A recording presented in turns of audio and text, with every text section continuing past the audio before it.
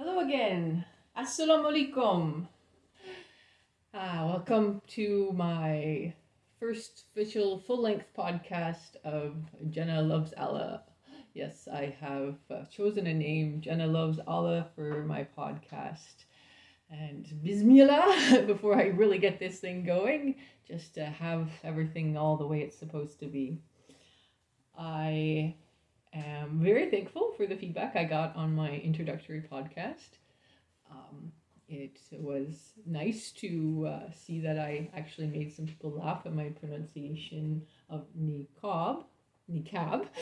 Um, that's the way it's been written phonetically. Really, I am desperately trying to learn the language. Ultimately, I want to find myself in a Muslim nation and out of this Western society, which is so corrupt. I'll get into that later. But for now, my biggest challenge is with the language. It's a twofold problem. I'm not afraid of learning a language, but I am not surrounded by people who I can interact with and learn it on the fly. The closest mosque is several miles away, and it doesn't have a lot of options for women in the first place. So to go to one that has some of the offerings of teaching classes and stuff like that, it's going to take me over an hour to get to, and that's just not necessarily the most feasible to commit to with the nature of my job and everything else at this time. So I'm kind of struggling to make time and find time to get these extra little things in. But in the meantime, I was actually very happy to read that I not only put a smile on a few faces, actually made people outright laugh. Because although I'm not somebody who sets out to be comical, I do appreciate that if you're happy and smiling and I had something to do with that, it makes me feel really good. So I didn't take anything personally by it. I welcome any more feedback and corrections and help with pronunciations. I am sure I am going to mess things up repeatedly until I finally get this as a natural thing. I already speak 2 languages, but they don't have anything to do with Arabic. I'm used to a pretty much standard alphabet, a few accents maybe, but it's nothing like what I've run into so far. Just to give you an example, I signed up for ArabicPod101.com, which looked really promising, and they started to send me daily words. And I got this one word with several examples, recordings even, for the word for hill or mound. And it was written for the English speaker, Tell.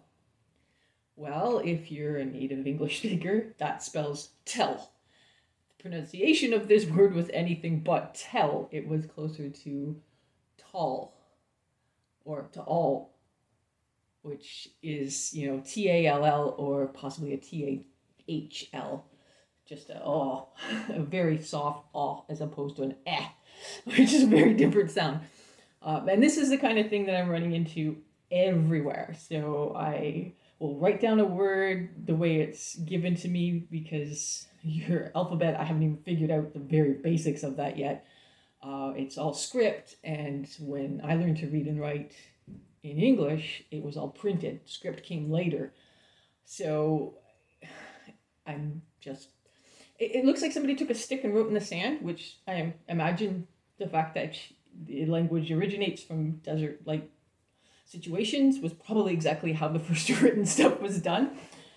But it hasn't progressed to something that I'm used to, so I'm struggling to find how to understand this, and without somebody to practice with and just get into a regular day-to-day dialogue, it's extremely hard.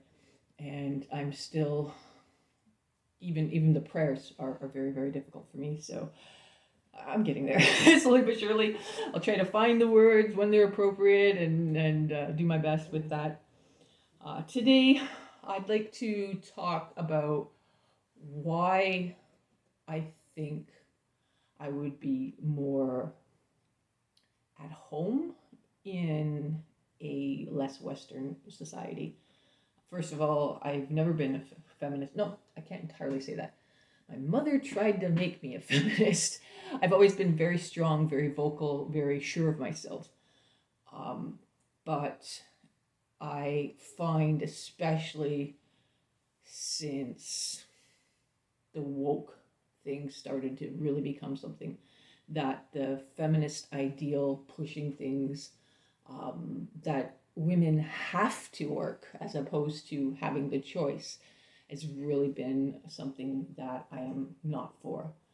I was for in the beginning the idea that, yeah, we're equal, we can all do the same things, but now I've even abandoned that. I'm more looking to it that there's a natural order to things and that women have naturally certain propensities, like childbearing, like how we communicate with people, how everything that we're blessed with, the things that we're blessed with are there for a reason, and we should use them to the best of our ability, not try to be something that we're not.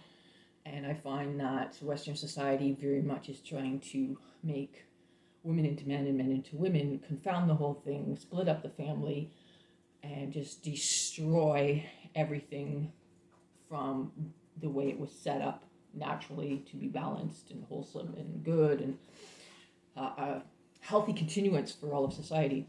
And I'm not just supposing on this. There's actual statistics out there that in the US, let's take for example, 1 in 4 children is raised in a single mother household.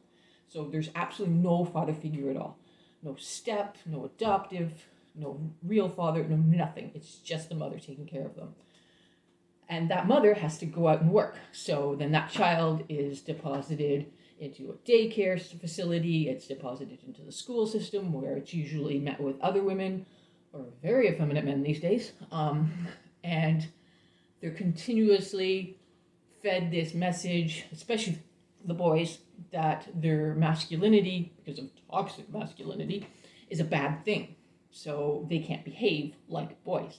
And then the repercussions of that are that we have a lot of men who are confused about their sexual identity, where they fit in the world, they feel bad, they act out, they don't know where they're going.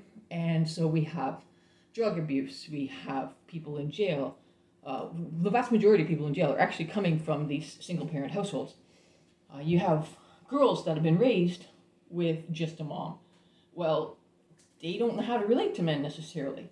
So then they do all the relation to men based on what they see on TV or in the media or whatever. So then you have all the sexual depravity and everything else going on because they just don't know any better. There's never been that balance, that wholesomeness that that they look at the 1950s and say was this evil patriarchal society where everybody was kept down. I look at that like it was the high point, the ideal.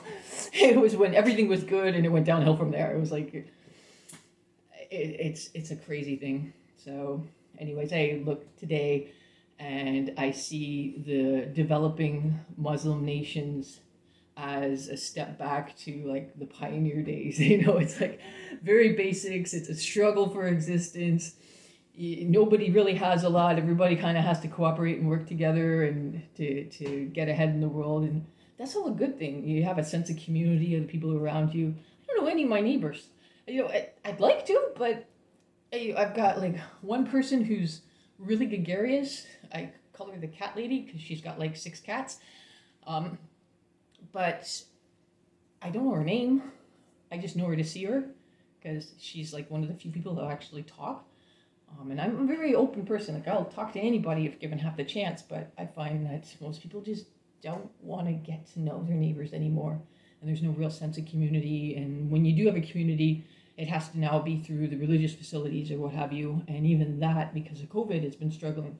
So I'm hoping that all my sisters out there that are enjoying this, feel free to email me. I've set up an email. It's Jenna loves Allah, all written as one word, at protonmail.com. So it's a private thing outside of Google. I don't really trust the big tech companies. Actually, I'm not a very technical person at all. So anyways, always looking for friends and acquaintances. Don't know what else I want to say about that. So, oh, I have two things that I really would, if you want to include in your dua, really appreciate it. The one is, inshallah, that I can one day live in a much less complex environment, but that really demands that I learn Arabic first, and then whatever language is there, I'll pick up. It's not a big deal, but I have to have a base language to relate to people, so I'm working on it. And the other thing is that I would very much like to have a baby. I've been having some fertility issues, been trying now for way too long to have not achieved success. So my husband and I are thinking that maybe we're going to need a little doctoral assistance. And if that's the case, then that's going to be quite costly. So if any of you feel very generous, I am most humbly accepting of any help I can get. But one thing at a time. I mean, I'll just take your help with the language. Everybody's got, I have this idea that everybody has a blessing and we don't all have financial blessings, and I'm being one of them.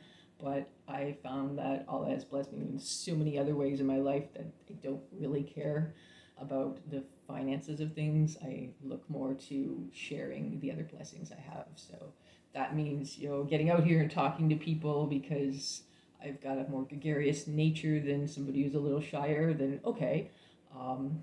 If that means, I don't know, maybe one day once I get the language down, I'll write a transliteration of Arabic to English that actually can be read by an English-speaking person, because right now it seems that everything that's been written was written by a person who learned English but had Arabic as their native language, and it doesn't really work.